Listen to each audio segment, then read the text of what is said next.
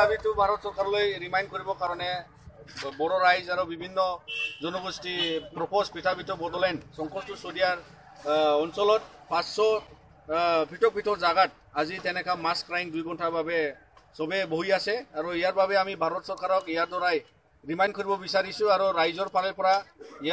ইয়াৰ পৰা থ্ৰু মানে ডিসি বা সাৰ্কেল অফিচাৰ মেমোৰেন্ডাম গটাও দিয়া হ'ব যত মানে আমি ভাৰত চৰকাৰক যেটো চলি থকা ৰাষ্ট্ৰীয় পৰ্যায়ৰ আলোচনা NDB Progressive People Joination Committee for Boroland Movement আৰু লগতে এপছুৰ হৈতে ত্ৰিপাইটিক অসম আৰু ভাৰত চৰকাৰৰ আলোচনা যেটো চলি আছে তো আমি এইটো আলোচনা মৰমে অহা দিনত সোনকালে আলোচনাটো আগবাঢ়ি যোৱাৰ কাৰণে বা আগবাঢ়ি লোৱাৰ কাৰণে ভাৰত চৰকাৰক আমি অনুৰোধ কৰিছো যাতে আমাৰ দাবিটো সোনকালে আলোচনাৰ মাধ্যমে মীমাংসা হয় কত হৈছে অসমত এনেকৈ কাজ অসমত আজি গোটেই জিলাতে হৈছে তেনেকা গাঁৱৰ লেভেলতো হ'ব আৰু সাৰ্কেল লেভেলত হ'ব তেনেকা সাব ডিভিজন ডিস্ট্ৰিক্ট লেভেলত হ'ব গোটেই জায়গাত মানে 500টা তেনেকা বিভিন্ন জায়গাত আজিৰ যেটো মাছ ক্ৰাইং ইয়াৰ দ্বাৰা মানে প্ৰগ্ৰামটো সব জায়গাত লোৱা হৈছে যত মানে পাব্লিকে পাৰ্টিসিপেট কৰিব আৰু ভাৰত চৰকাৰক ৰিমাইণ্ড কৰি দিব দে বড়োলেণ্ড আন্দোলনটো এতিয়াই যে আছে আৰু আমি সোনকালে মীমাংসা হোৱাটো বিচাৰো হয় আকৌ মই যাব বিচাৰিছো যে NDP প্ৰচেছ কথাটো আলোচনা কৰি NDP এজন লিডাৰ নেতা সুবিধাৰ পৰা সমাধান হ'বনে বড়োসকলৰ যেটো আন্দোলন বড়োসকলৰ আন্দোলনটো আমি সমাধান বিচাৰি আছো যেটো এতিয়ালৈকে সমাধান হোৱা নাই যেটো যোৱা 26 এপ্ৰিলত যেটো মানে পলিটিকেল টক হৈছিলে ইয়াতে মানে স্টাৰ্ট হৈ গ'ল মানে এইটো আমি আশা কৰো যেটো মানে পলিটিক্যালি সলিউশন হয় বা বড়োসকলৰ সমস্যাটো নিশ্চয় যেহেতু আলোচনা হৈ গৈছে 26 তাৰিখৰ ইতিমধ্যে আলোচনা হৈ গৈছে people joint objection committee for Bodoland movement আৰু ইতিমধ্যে আলোচনা কৰা হৈছে আজি আকৌ ইয়াতে আফটাৰ ডিসকাশন বা পিপল join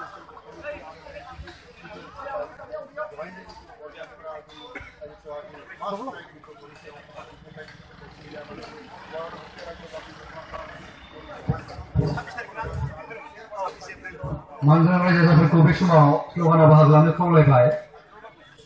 Jai Boro hari ini.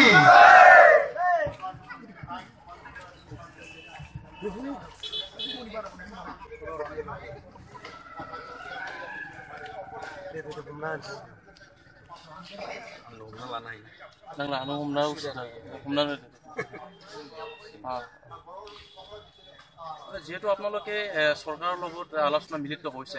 কিন্তু আলোচনা কি কেনেধৰণৰ আপোনালোক সহাৰি পালে আৰু কি আন্দোলন পুনৰাই মানে বহিব লগা মানে আমাৰ আলোচনা চলিলেও আৰু আলোচনাৰ দ্বাৰাই আমি যেতিয়া হোম মিনিষ্টাৰ আৰু অসমৰ মুখ্যমন্ত্ৰীৰ লগতে গোটাই আমাৰ নেতৃত্ব আন্দোলনৰ নেতৃত্ব যিমান NDB Progressive এপছুৰ ফালৰ পৰা আৰু পিপল জয়েনেশ্যন কমিটি ফৰ বড়োলেণ্ড মুভমেন্ট তাত মানে আমাৰ আলোচনা আমি এনেকা পৰ্যায়ত বিচাৰিছো যেটো মানে ৰাষ্ট্ৰীয় লেভেলত গৈছে তথাপিও আমাৰ আন্দোলনটো ইয়াত স্তব্ধ কৰাৰ কোনো উদ্দেশ্য নাই যে আন্দোলন চলি থাকিব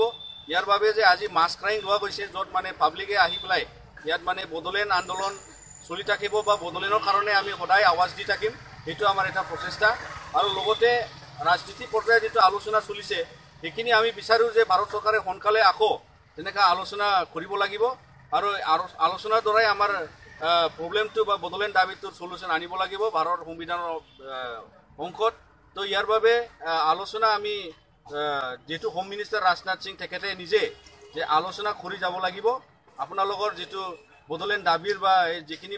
বড়োসকলৰ প্ৰবলেম এইখিনি সলিউশন কৰাৰ কাৰণে তেখেতে আলোচনা লৈ যাম বুলি তেনেকা এটা প্ৰতিশ্ৰুতি দিয়া হৈছে আজিৰ দিনত গোটেই ৰাজ্যতে এনে ধৰণৰ কাৰ্যকলাপ আপোনালোকে লৈছে হয় গোটেই বিভিন্ন পৰ্যায়ত সাৰ্কেল লেভেলত হওক সাব ডিভিজন লেভেলত হওক তেনেকা ডিস্ট্ৰিক্ট লেভেলত হওক আমাৰ মানে 500টা বিভিন্ন জায়গাত আজি তেনেকা পাব্লিক লেভেলত মাছ ক্ৰাইং প্ৰগ্ৰাম চলি আছে 2 ঘণ্টাৰ কাৰণে তো এইটো এটা ভাৰত চৰকাৰৰ কাৰণে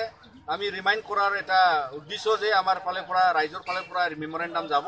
যত মানে আমি সদায় বিচাৰো যে বড়োসকল আৰু বিভিন্ন জনগোষ্ঠী এই পৃষ্ঠাবিত বড়োলেণ্ড যিটো সংকোচটো চদিয়াত যত বসবাস কৰি আছে তাৰ পাৰে মানে বহুতে বিচাৰে যে এই সমস্যাটো সোনকালে সমাধান হ'ব লাগে মডেলে